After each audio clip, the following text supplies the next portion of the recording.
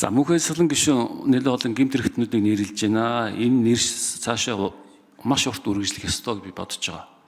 Тантай бол зарим нэгэн зүйл дээр бас санал нэг байгаа. Олон хүмүүсийг нэрлэж болно. За тэр чи яг ажилдаа орё. За эхлээд би 3 асуулт байна. Нэгдүгürt өнгөрсөн чуулган дээр яг энэ хилцээрийг баталж яхад Дэлгэр сайхан сайд Тухайн сайд 2 амлалтыг өгөөд явсан. 20 сая тонн хүртэлх одоо нүүрсийг гэрээний дүнгээр борлуулад за түүнээс дээш гарсныг зах зээлийн үнийн дүнгээр борлуулъя гэж их улсын хурлын одоо энэ дээр хэлсэн. Тэр маань одоо гэрээнд орсон уу? Гүй юу гэдгийг хариулж өгөөч гэж. За хоёрт нь нүүрсний гарцаа өргөх ажил маань яг хизээ дуусаж хэдэн оны хэдэн сард энэ одоо нөгөө төмөрцөн маань ашиглалтанд орох вэ гэж. Иргэд маань сонирхож байгаа шүү дээ. Энэ баахан юм яриад ахын энэ хизээ орох юм гэж. Онсор өдөрт нь хэлж өгвөл их сайн байна. За 3 дугаарт энэ Жавхлан сайдаас асууя. Миний өмнө зогсож байна. Уул нь эдийн засгийн хөгжлийн сайд хариулах ёстой юм.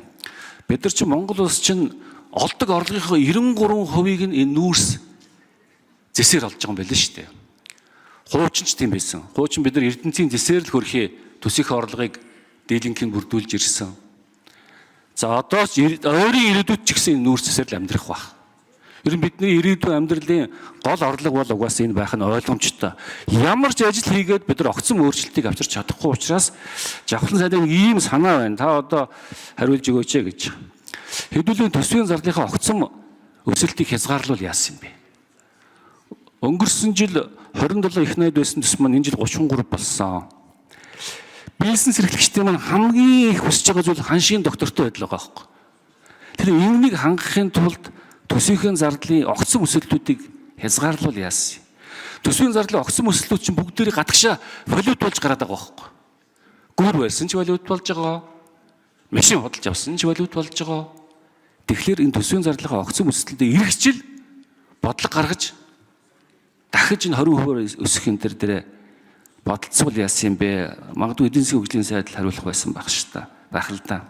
Тэгэд энэ ханш алдаад ахлаар нөгөө цалин тэтгэврийн нэмэгдэл чинь үн цэнэгүүл болчих гээд байна л да. Тийм учраас эргэжлийн төсвийн бодлого дээр энийг бас анхаарч өгөөч. Төсвийнхээ зардлыг хэдүүл бас жоохон хязгаарлуул яасан юм бэ гэсэн энэ 3 асуулт байна. За түүн дээр тодруулнаа. За Цэвэг даржийн Туван сайд эхэлж хариулъя. Дараа нь Борхүүгийн Дэлгэр сайхан сайд, тэгээд Болтын Чухлан сайд. За Алдар Чухлан гишүүний асуултанд хариулъя. Таны тавьж ирсэн асуултыг одоо энэхүү хилцээрийн 5 дугаар зүйл залтанд оруулж өгсөн. Энэ дээр бол одоо 25-аас 29 онд нийтдээ 27 сая тонн гэдэг энэ бол эхний нөгөө төмөр зам ашиглалтанд орох хүртэлх хугацаанд 5 гээд 27. За тэгээд таны хэлж байгаа 20 сая тонныг бол 2030 оноос эхэлж борлуулна. Энэ бол борлуулах дээдлийн хязгаарыг нь 20 сая тонн хүрээд энэ гэрээний одоо хилцээрийн хүрээнд олборлох нүүрсний асуудал бол ингээд зогсноо гэж ойлгохдохоор 5 дугаар зүйл залтан дээр орсон шүү. За тэгээд энэ одоо зүйлийн дагаж гарсан 2 дахь бичвэрийн туюу протокол дээр энэ одоо тооннуудаа бид нар зааж өгөөд дээрэс нь олборлож байгаа нүүрсний одоо агуулгын процентыг 55 35 10 буюу кокс ч 55 3.35 эрчим хүчний нүүрс 10 гэж зааж өгсөн.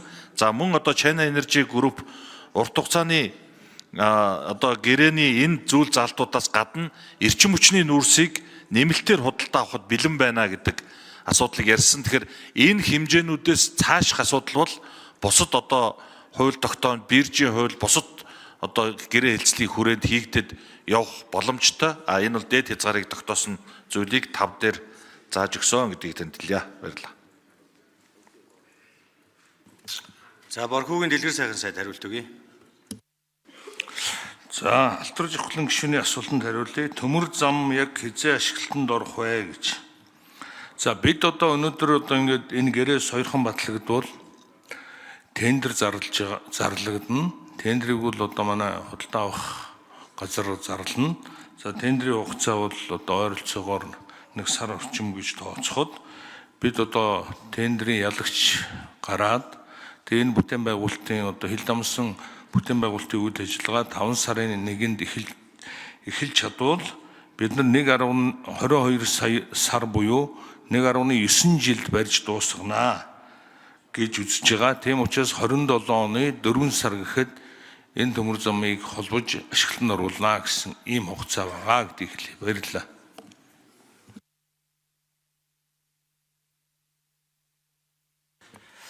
За болдын жавхлан сайд хариулт өгье.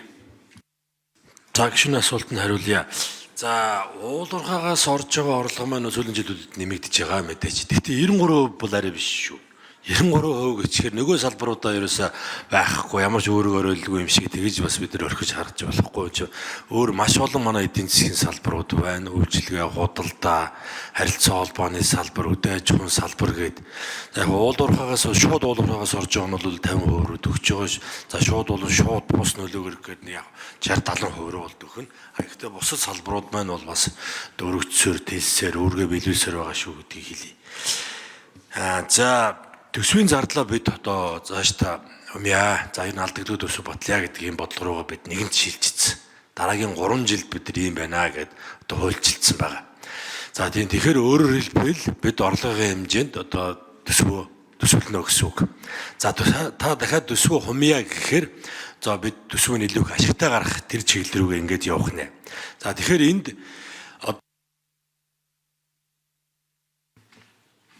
За жавхлан сайдад 1 минут нэмж өгье.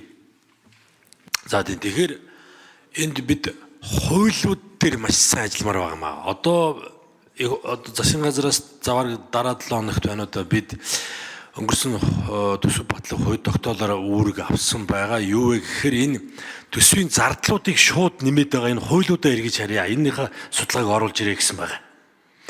40 гаруй хуулиар өнгөрсөн жилийн одоо төсөв батлахад 4.5 их найд шууд нэмэгдэж шүү гэдгийг харуулсан. Одоо цаана дахиад 2.5 их найд одоо шууд төсөв нэмэгдэхээр хуулиудын заалттай ийм зүйлүүд байгаа.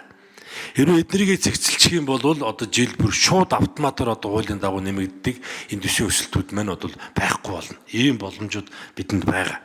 За дээрэс нь төсөв гэдэг маань өөрөө ер нь бол засгийн газрын үйл ажиллагааг санхүүжүүлэх эцсийн үүрэгтэй. Тэгэхээр бид нар 4 жил ямар төлөвлөгөө батлана, жилийн хөгжлийн төлөвлөгөө ямар хэмжээнд батлана, за энийг л одоо бүрэн санхүүжүүлэх үүрэгтэй гэдгийг